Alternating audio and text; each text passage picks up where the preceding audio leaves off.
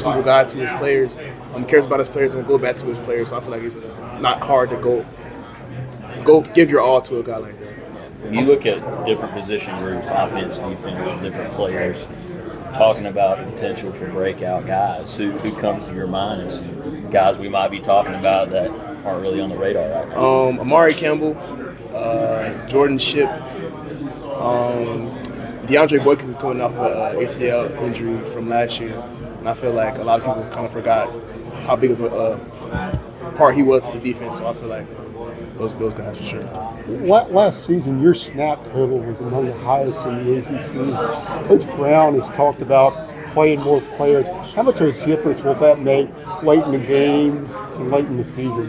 Well, I pride myself on always being available for my teammates and being able to play a full game and not coming off the field. So, that never's been really a factor for me. But in terms of help and health of the team, I feel like it'll help a lot for sure, especially like if we're up on a team or we're in a situation where we're trying to play keep away or stay up. I feel like I understand, get some guys, young guys in there, get them to play and let them develop and allow me to get some rest. So you're not looking to get your snap total down? No, sir. But you went through it as a freshman, kind of trying to find those spots to get snaps on defense.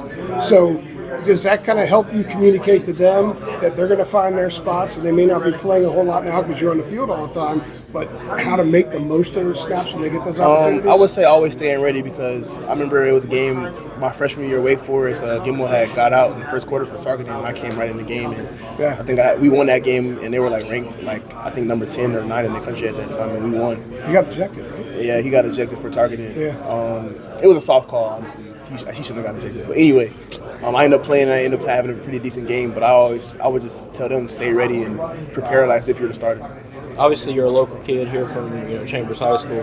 What's your message to kids that say put yourself in your shoes back in high school that want to make it to the Power Four or whatever and make it going forward in football? I would honestly tell them put God first and work hard every day. And be patient and trust the process and know that if you keep working every day, good things are going to happen. What is your favorite hype song? My favorite hype song? I would say my favorite hype song, got to really think, you put me on the spot with that one there. Hype song, I would say, there's a lot of options in my head.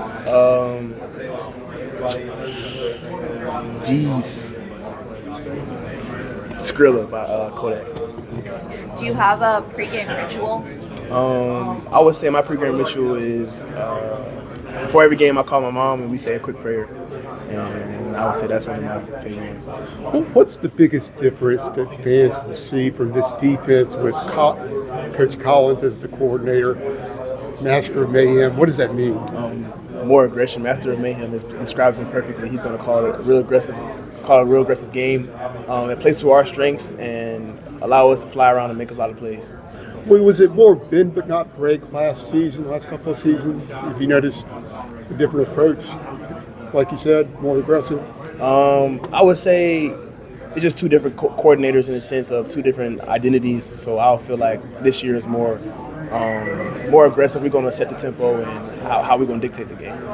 What indications have you seen in the spring and coming up to camp that this defense is going to make big strides to come to the level that kind of fans have been looking for the last couple of years? I feel like just in the sense of how comfortable we got in the middle of spring with all the calls, and when we started calling them and just flying them out there, how well we executed them and how well it looked when the film played.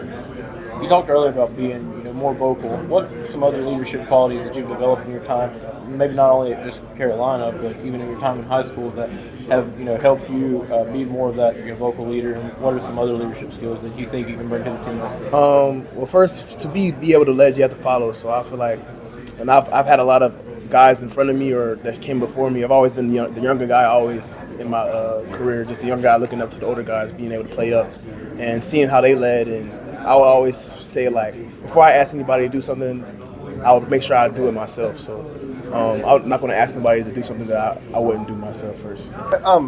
As Coach Lindsay talked to you guys about how this competition may work, I mean, are you guys going to one day you'll be with the ones, the next day you'll be with the ones. Have they kind of outlined, what they're looking for and how it's going to play out? A lot of rock, paper, scissors. Yeah, we use. I mean, of course, Coach Lynn's going to determine, I guess, who the starter's going to be, but we usually switch off, day in and day out, who gets the ones and who gets the twos. So that's what we kind of did in spring, and we'll see where that goes in fall camp. How will the dynamic change with Jacoby coming in since the spring?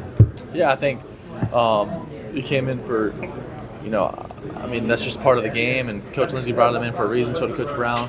I have a good relationship with him. I'm sure everyone's going to get reps, so I'm looking forward to kind of seeing the dynamic of fall camp and how it goes. So I was waiting for you guys to follow up. Go ahead. So, go ahead. How much does having a guy like O'Marion just kind of take a lot of pressure off of either one of you guys? Yeah, I mean, I think in order to have a good team, you got to be good in every aspect. So, good receivers, a good running back, good tight ends.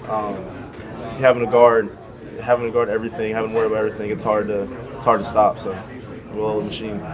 That tight end room, obviously very productive last year. You got your brothers in there. What can you talk about? What that room brings to your offense and how maybe you can utilize more than one or more than two of those guys at the same time? I think that it's important that guys aren't playing tired, and that's a huge thing. If we have multiple tight ends, we can utilize one in this part of the game, utilize one in the other part of the game, but also if one's tired, if one's gassed, we can keep them fresh, and that's a huge part of the game.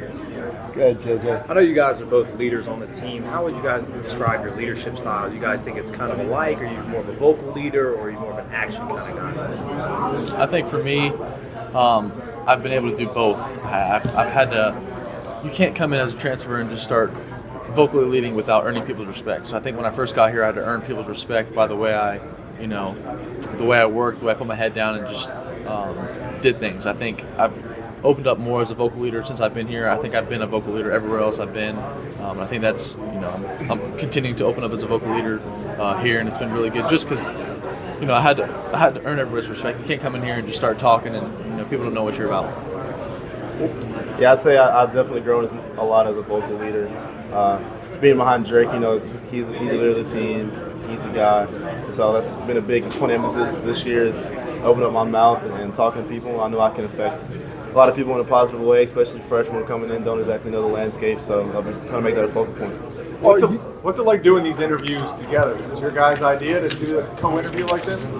We had no idea. Yeah. This is kind of we're going on the fly and going with it.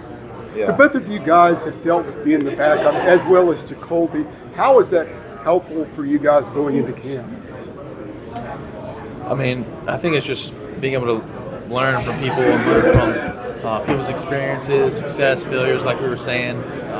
It's a part of football, but of course, we both want to be the starter, and that's what we're working towards. I'd like to go back to the question he asked about being at the same table here. Is it awkward? Is it weird? How's it going through your mind with this? I'd say, like I said before, this is not our first conversation. We talk all the time, and we're around each other all the time. So I don't think it's weird at all. What were your guys' first reactions to Jacoby coming in? He had been here too, in a way. You probably already knew him, right? Yeah. So I was a freshman. He was here. Learned a lot from him. I was surprised at first, but Jacoby's a great guy, and we're super glad to have him back. As more conversation is healthy, makes you better. So. Max, you're the transfer coming in. It's human to kind of be like, that guy's coming in here. Like, I got to beat out. Did you have a human moment like that? Yeah, of course. But I also had, conversations with, Coach Lindsay and our coaches about everything, and it's a part of football. It's a part of competing for a job, and I've done that for 4 years straight. Yeah. And I've been through battles, and I think it's just a part of your journey. Along those lines, guys, with Jacoby coming in, did you at all take that to be like, wow, we didn't do enough during the spring? You know what I mean? That they had to go out and get somebody else for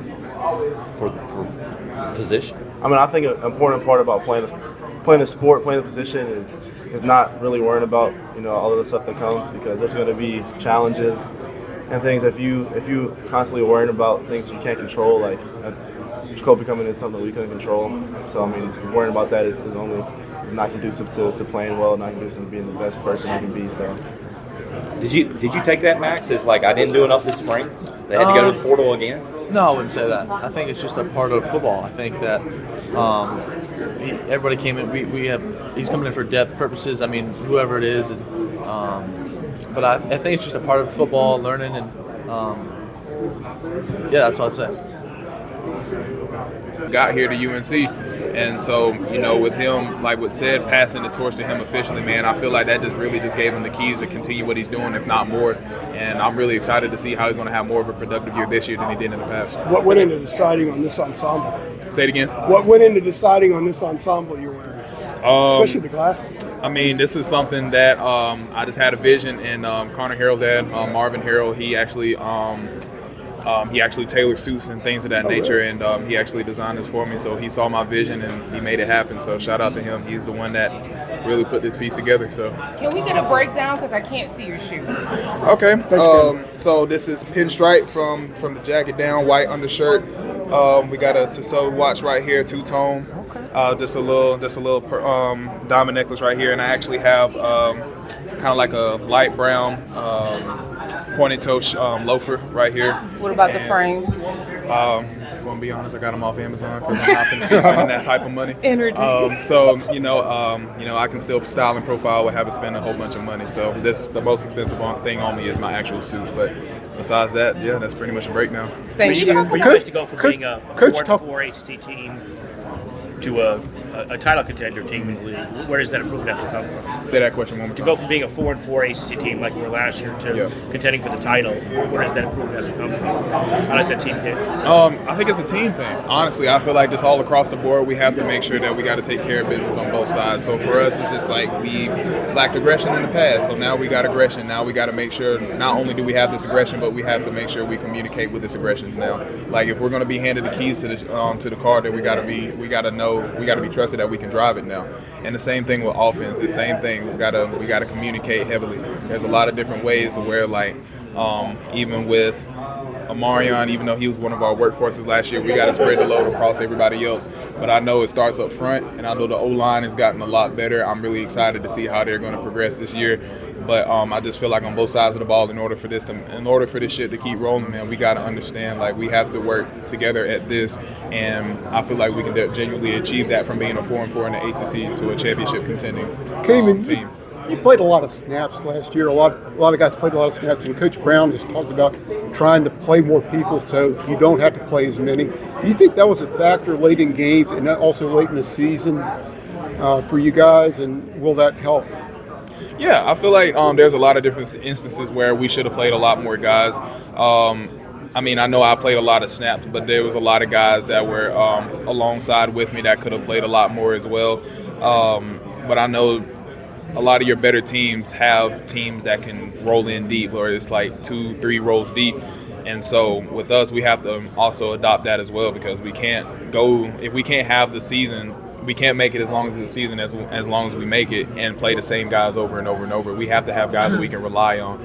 And so I feel like with Coach really taking that ownership and understanding hey, we need to play more guys, but that also puts an accountability on us to understand the plays. Like if we are going to play guys, we're going to roll in 2-3 depth deep, then you have to know your plays as well. You have to know what you got going on, because if you don't know what you're doing, then we can't trust you. So we have to also have that sense of accountability, me holding my position group and other people on the defense accountable so they can play, so they can also play, and it gives me a breather, and vice versa for whoever else is in. Switching from 25 to number 7 this year, what went into that decision, and kind of the connection with your father? Yeah, so 7 has always been a number that I've enjoyed. I know I remember wearing 7 my junior year of high school, and due to a cultural thing that my high school had, I switched to number 1. But 7 is always something that I've wanted in college, but obviously due to the fact that I was an underclassman and of course D linemen, they don't really get a lot of single numbers. I waited my turn and got 25.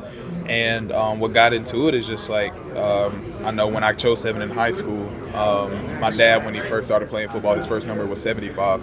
And that was the whole reason I wanted to play in honor of my dad. And so it was just like, I either had to choose 5 or 7, and I like 7 better. And they handle players when they're not doing exactly what they're supposed to do. So we think that's one thing. We've gone back and looked at every penalty. Most penalties are either holding on offense or defense, or pass interference on offense or defense during the game. So we've said you've got to cut out all pre-snap penalties, and you've got to cut out all post-snap or post-whistle penalties. So don't have any pushing and shoving and late hits. And don't have motion penalties and alignment issues. And so cut out all those, and then limit the hold. So we've taken every hold we had last year, and we've put it on video and showed them why it's a holding. And then we've started challenging our defensive linemen. You create those. Don't gripe about being held. You've got to make it so obvious that the official can see it and throw the flag, because he's got a lot going on. So that's one thing. Clean up the disciplines, clean up the little things, and that'll help us. The second thing we got to do is play more players. If you get hurt at the end of the year, you get tired at the end of the year. We played 2 linebackers. They played 900 snaps. They're worn out at the end of the year. They're good players. And then if one of them gets hurt, we don't have anybody else to play. So we've got to play more players. We've said it for 5 years. We haven't done it. We've got to do it. And that's one thing Jeff Collins is really committed to doing. And we got to have enough guts to put them in. Coaches are so afraid to lose. They don't want to put the backup in. Well, number one, then they transfer because they're not playing. Morale's bad. You're more likely to get hurt when you're tired. And then you can't put your starters on special teams because they're tired. And your special teams aren't as good. So we think all of those things can improve because of those 3 changes. You just mentioned Coach Collins. We're at ABC out in Asheville. He's got some lessons for our work. What made that attractive time? I knew Jeff from being in TV. I did his Temple games, a number of those. And then coaching against him at Georgia Tech, he's got high energy. He's a guy that pulls everybody together. He's had success at the highest levels as a defensive coordinator at both Mississippi State and at Florida on our level. He did a great job at Temple. He had a tough transition with Georgia Tech because Paul did a great job there, but it was totally different to come in and follow the wishbone team. And he recruited well. They've got good players right now. So when we were on an interview with him, he'd watched every game. He knew what our players had done during the season. He knew the players. He knew them by name. He wanted all the coaches in the interview. And he would say, Tommy Thigpen, linebacker coach, in the West Virginia game, this happened, and I think you can do this better. And he said, I'm just telling you what I see. You got really good players. You guys are doing a great job coaching. You're so close, but a few tweaks. Charlton Warren, your safety, came on the blitz in the West Virginia game, but he came too flat. And that would have been a 2-point play for you with a safety, and then they punt to us. Instead, it's a 90-yard touchdown at the other end. And he said, I want to look very complicated and be simple, but I want to create chaos. And the kids just love it. I've seen him, a receiver will catch a ball on the other side of the field. He'll sprint across the field. He'll chest bump the receiver. He'll say, that's great, man. That's what we need. You're killing our defense, and that helps us. Then he'll turn to the defensive back and say, what are you doing? You're the one supposed to stop him. So he's fun. He's fun, and I'm excited about getting started next week with him. Mack, you told that story about Coach Bowden and purpose and mortality. I mean, is that where your head's at too? Just thinking about your own mortality, your legacy, purpose? I don't care about my legacy because it's already there. I mean, I've been doing this a long time, so that doesn't matter to me. In fact, I'm in such a great place. It's not about me, so that's good. It's healthy. And I wouldn't stay too long in my mind. I'll know when it's best for me to quit more than anybody else. Every time you lose, everybody wants you to quit. At my age, I got that. I understand if you're young, they sure want you to quit because they don't want you to be around any longer. So I got that. But as long as I'm being effective and having fun and love this stuff, I want to keep doing it. Because probably the next time that I quit will be the last time I'll coach. Because I doubt if I'll do it again. When I quit before, I was 67 or something maybe, and I called Dick Vermeil and I said, what do you do? Because he stayed out 16 years and came back and won a Super Bowl, and he said, don't ever say you're not going to coach again, because coach is coach. And you don't know that you might not, and you don't want to be a liar. So I always said I don't know, and I didn't know. And right now, every recruit that comes in, the first thing he wants to know is, are you going to quit? Because every coach recruiting against us says I'm going to quit, and 6 of them have been fired and said that already. So they ought to be worried more about themselves. And then Coach Elko said, I'll be at Duke longer than Mack will be at Carolina. Well, I called him when he went out to A&M and said, okay, you lied. He said, well, I didn't think I was going to. I said, yeah, I got it. I hear all that. And then the second thing they ask is how much NIL money do I get? So that's my new recruiting visits when I have. But I'm lucky. I'm healthy. I've got lots of energy. I'm having so much fun. And how many people get to change kids' lives every day of their life? I mean, it's just amazing. I have to be careful of what I say to them because they listen. And if you're older, you've got experience. And it's a really good thing because I've seen most things happen in college football with kids, and so I know how to handle it. The only problem is when you don't have energy. If you can't hang in there with the energy, then you shouldn't be coaching at my age. But if you've got the experience and you're passionate about it and you love it and you've still got the energy, I think it's a cool thing. Mack, when Jacoby hit the transfer portal, who made the first contact? Was it him or your coaching staff? And then why did you feel that you wanted to bring him in? He would have to answer that, but he and John Copenhaver are so close. I think during COVID they stayed together at John's house for like 3 months or 2 months, whatever that period of time was. We didn't get to be together. So we started hearing that Jacoby would be interested, just from the players. And then when he was in the portal, we called and he said absolutely. And then he had choices. And I said, I want you to come on a visit. I want you to sit down with Coach Christensen, and I want you to sit down with Coach Lindsey, and I want you to be around the players. I want you to be around me again. I want you to start over because it's very unusual for somebody to come back to the same place they left. And when he got back, he said, I wish I hadn't left. I'd probably be the starting quarterback if I'd stayed. None of that matters. I started here. I want to finish here. And his dad even asked me, what would you do if it was my son? I said, I don't know. Because he's missed spring practice. We've got 2 good quarterbacks. I can't answer that. I said, I want him to come because we've got another very talented quarterback that's experienced that's sitting there. So when we say we don't have a quarterback, we've really got 3. And all 3 can play. So I'm excited about it. What we've got to do is a great job of separating them between now and game time to make sure that we get the right one on the field. Mack, what's the most challenging thing from a coaching standpoint about a quarterback competition like this? A time. How do you practice them? And how do you practice 3? And since Jacoby missed spring, do you let him get in the mix with the other 2, or do you have it a 2-man race with Jacoby hanging in there? But when we were breaking down practice situations yesterday, we've got to put them in as many game-type situations as we can, and then we've got to show them, you've got to do these 5 things to be our quarterback, and you've got to do these 5 things better than the other guy. And then every day we have to tell them, you held the ball too long, you took quarterback sacks, you didn't take, if an offensive lineman misses, I got that. You threw an interception. You can't do that. You got to protect the ball. You got to make good decisions.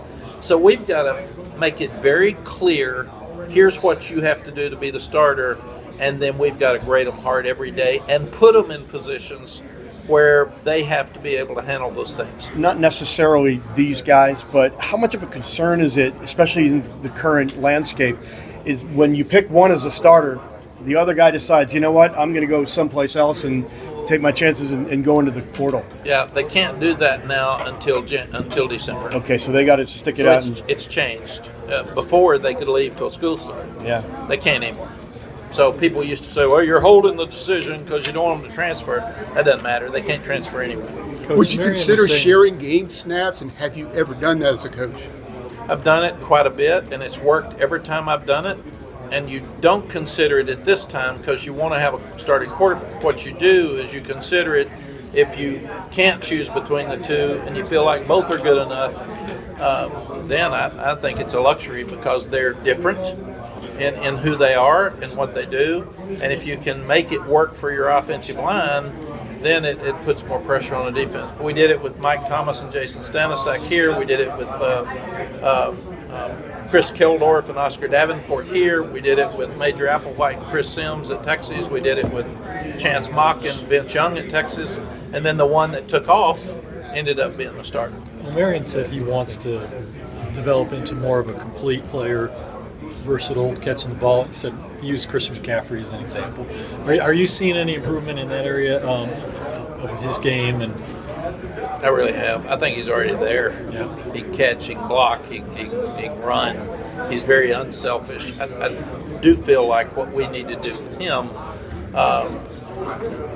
Caleb Hood got hurt last year. British Brooks sprained an ankle, so I wouldn't let him come out of the game. It was my fault. Poor Larry Porter would be saying, okay, Omarion. I said, leave him in. He said, we're at the 20. I said, so he can go 80. The rest of them can't. So we've got to be able to share snaps with other running backs. And I believe we've got some. We've got Caleb Hood. We've got Darwin Barlow. We've got Davion Goss. We've got some new faces that I think will really help us. Well, you're going to have to talk to him because he said he wants to run for 2,000 yards. He does. And I'm with him. We'll have to talk to Larry.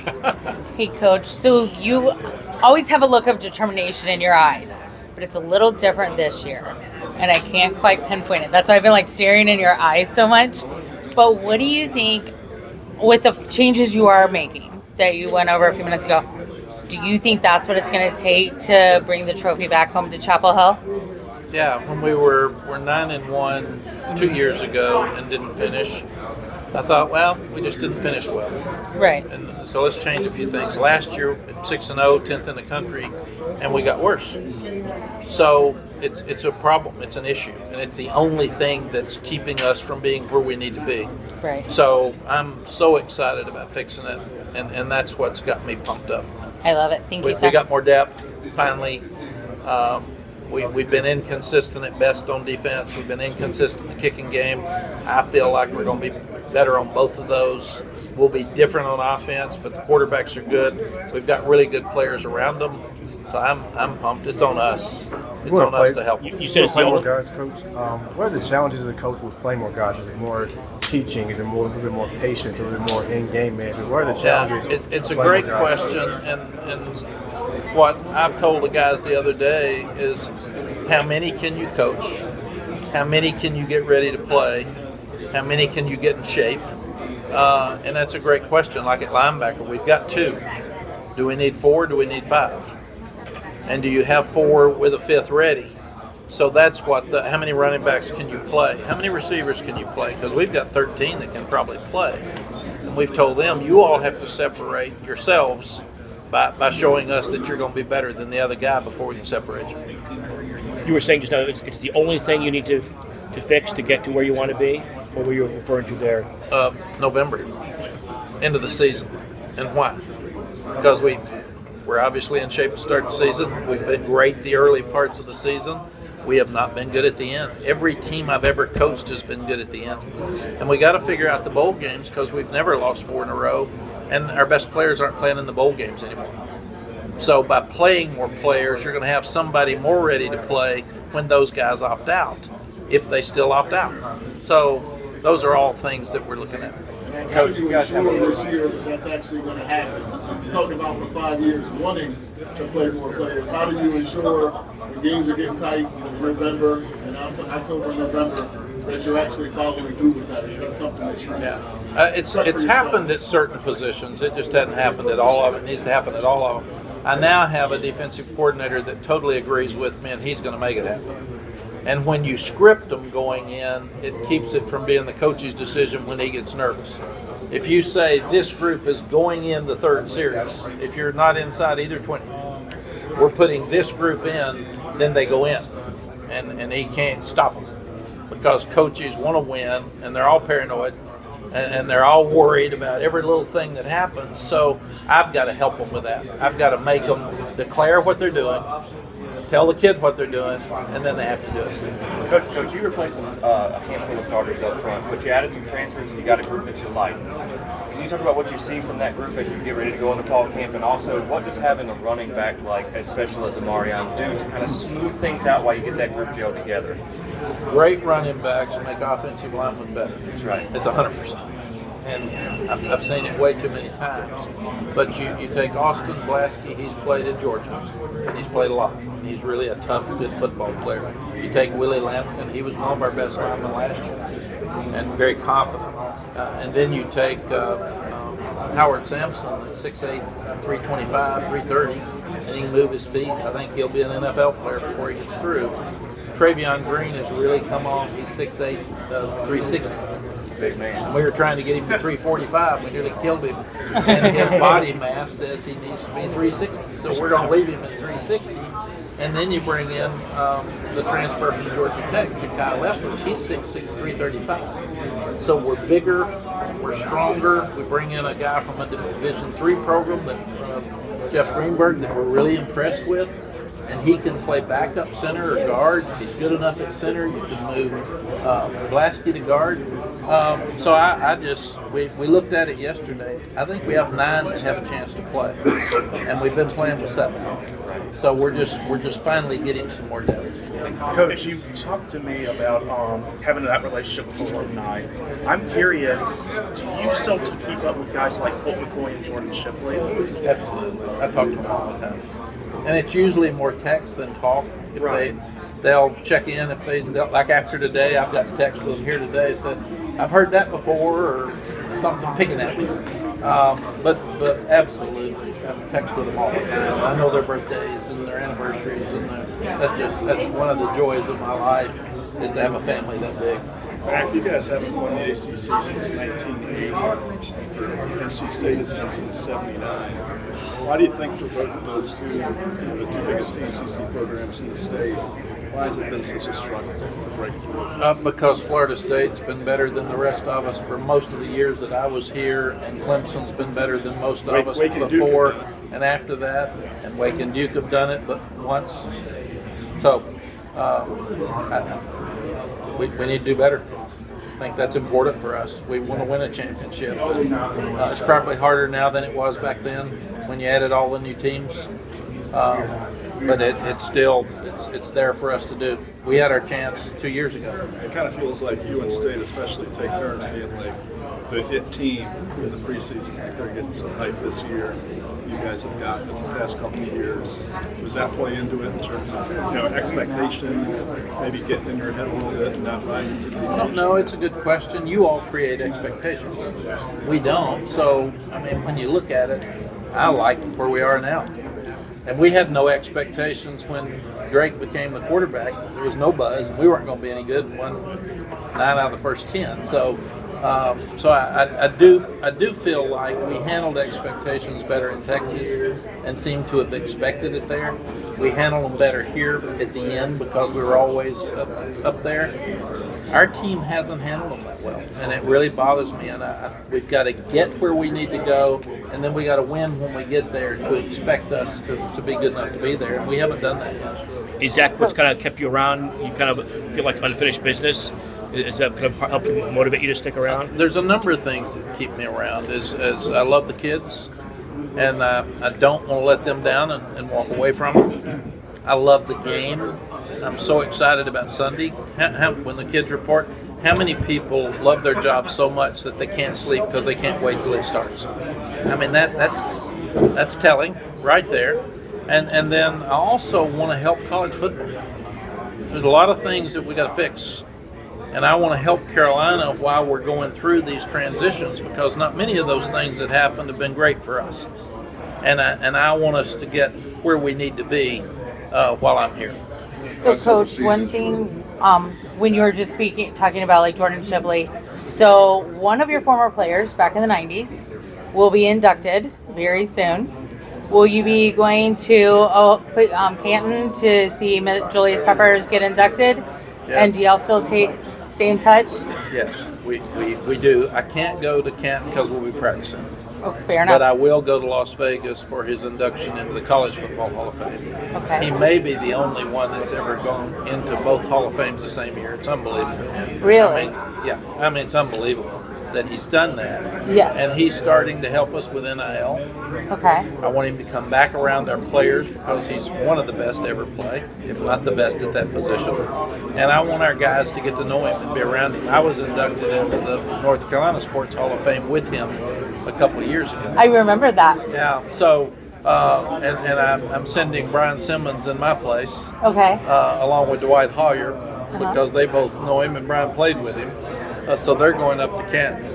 And then Sally and I will go to Las Vegas. Now, do you know if his partner in crime, Jesse Holly, will be at either induction ceremony? I do not. I don't know who's going yet. All right, sorry. Just thought I'd ask. Mack, the last couple of years, you've been blessed with quarterback play that has been the talk of your team. You've got a decision to make this year, and you've got Omarion now. Omarion, in my guess, would be the focal point of defenses going forward. So how do you prepare an offense where it isn't necessarily quarterback centered? You could say that we were blessed, or you could say that we did a great job recruiting and coaching two of these quarterbacks to get them in that position. It's all a matter of perspective, right? To be fair. Absolutely. To be fair, Mark Packer just told me to tell you all when you ask who the starting quarterback is, you'll know when we break the huddle at the first game. And I said, thank you, Mark. I'm going to give you credit for that with every media person that asked me. And absolutely defenses will be focusing on Omarion. They'll stack the box. But it helps your quarterbacks. It makes the passing game simpler when they got too many around the line of scrimmage. And we've got to be smart with it. We've got to spread things out enough because we've got good enough receivers. We got good enough tight ends that they can't just focus on Omarion.